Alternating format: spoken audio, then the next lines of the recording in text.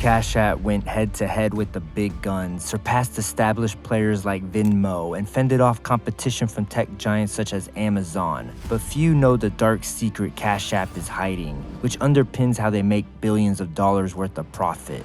Their secret facilitates scams, which cost their users to lose hundreds of thousands of dollars. Their strategy of sponsoring rappers to get in with the culture was a stroke of marketing genius, and it built a cult-like following. Emboldened to take advantage of a once-in-a-lifetime situation, they used the pandemic to pull in even more people onto their social network-like platform. Half tech, half bank, this is how Cash App built an empire on the backs of the unbanked, right here in the US. This is the story of the rise of Cash App.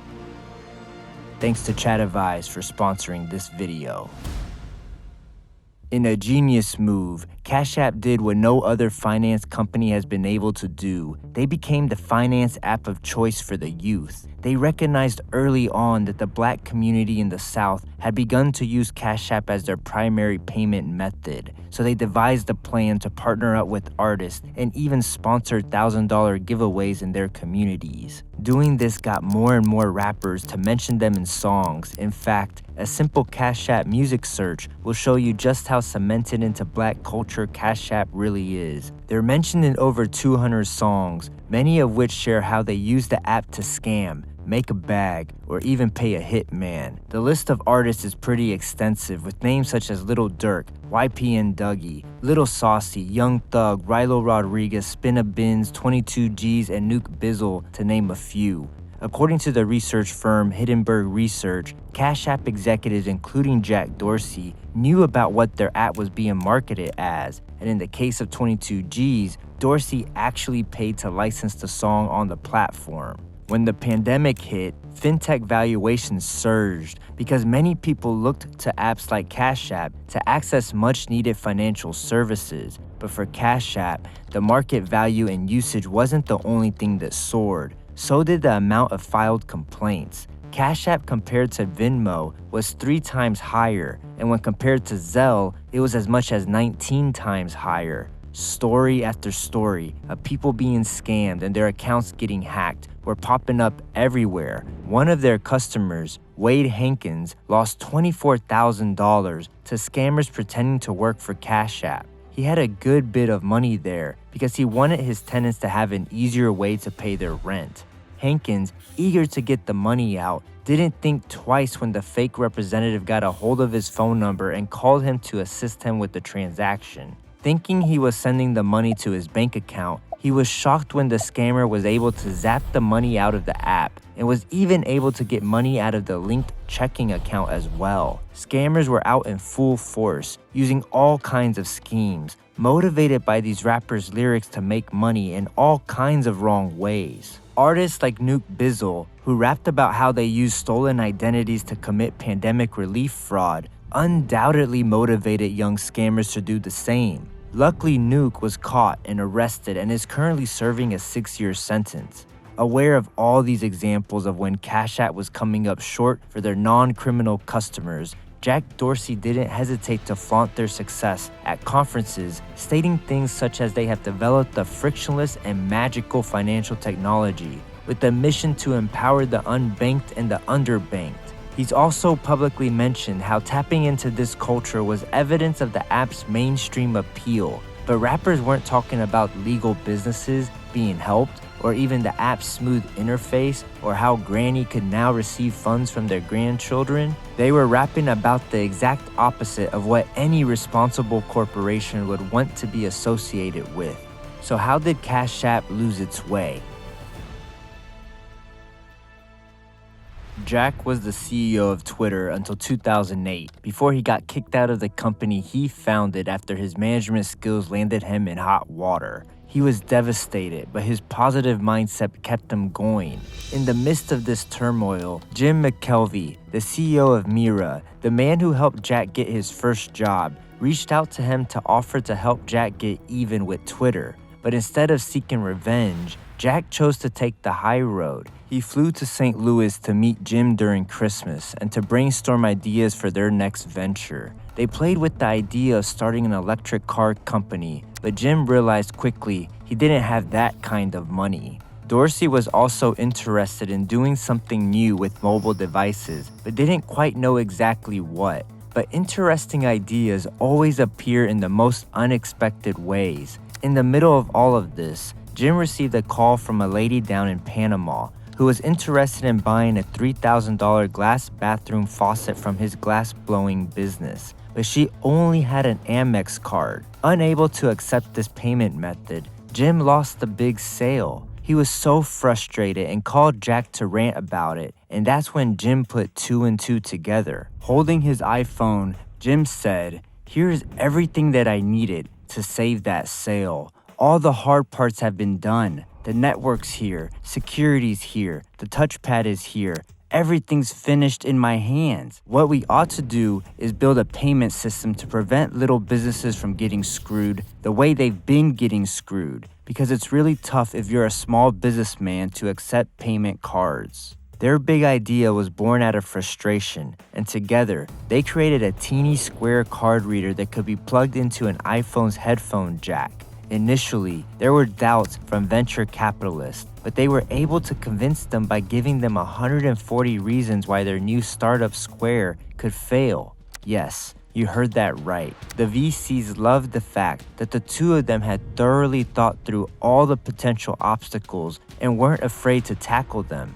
In the end, they raised $10 million in capital and charged lower fees than their competitors. They even attracted a big household name, Starbucks, which eventually invested $25 million into Square at a $3.2 billion valuation in 2012. When it first started, Square was just like any other startup, trying to make its mark on the big stage. But soon, they found themselves head-to-head against a giant competitor that threatened their very survival, Amazon Register.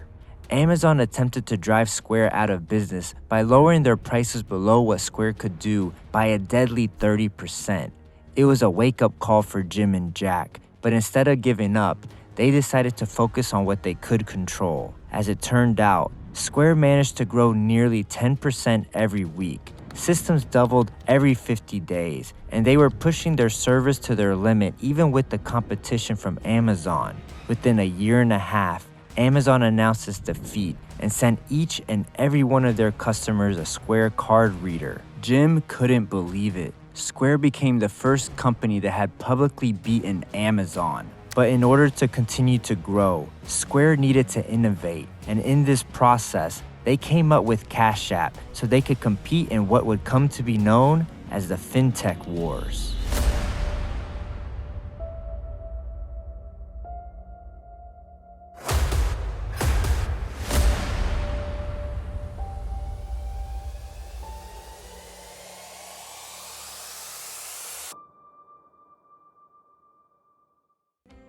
Since competitors such as Chime, PayPal, and Venmo were launched before Cash App needed to make up ground fast. They did this by launching unique features which helped them to acquire more users. With a clear mission, they made several updates to Cash App, including offering business accounts in 2016, instant deposits in 2017, Cash App Card in 2018, Bitcoin trading in 2019, direct deposit and stock trading in 2020, and finally borrowing in 2021.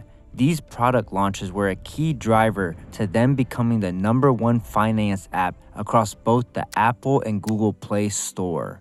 In the middle of these product launches, the competition was heating up. Cash App began to run low-cost marketing campaigns with a symmetrical upside in ways financial companies never had seen before. Cash App began to acquire new users by perfectly timing engagement on platforms like Twitter. In a partnership with Burger King tweeted, "Got student loans? What's your cash tag?" Cash App had offered to pay off the student loan debt of select Twitter users. Just over 80,000 users qualified by simply tweeting their cash tags in response to Burger King's tweet. Cash App had created a low-cost winning scenario for Cash App users, Burger King, and themselves without costly marketing campaigns. In addition to working with brands, they've done deals with well-known podcasts such as the Joe Rogan Experience, Barstool Sports, and Pardon My Take. The result was that Cash App managed to overtake Venmo in total users by 2018. You see, Cash App was rapidly spreading throughout the country. They were winning the war against Venmo and other well-funded players like Zelle. But there's a little dirty secret that Cash App had been hiding and keeping away from its investors and the public. Their business had been built on a house of cards. They had been overstating their user count, understating customer acquisition costs, and manipulating other lines of revenue, with an estimated 40 to 70% of accounts being fake, all due to users having the ability to easily open up multiple accounts with no verification required. According to former employees, Cash App suppressed internal concerns with multiple fake accounts of people such as Jack Dorsey himself, Donald Trump, and Elon Musk were popping up all over the place in an effort to convince users to send money to these accounts. Scammers were even able to order a cash card with these public figures' names imprinted on the card. It's as if the whole fraud was being allowed to go on systematically because the company benefited in doing so.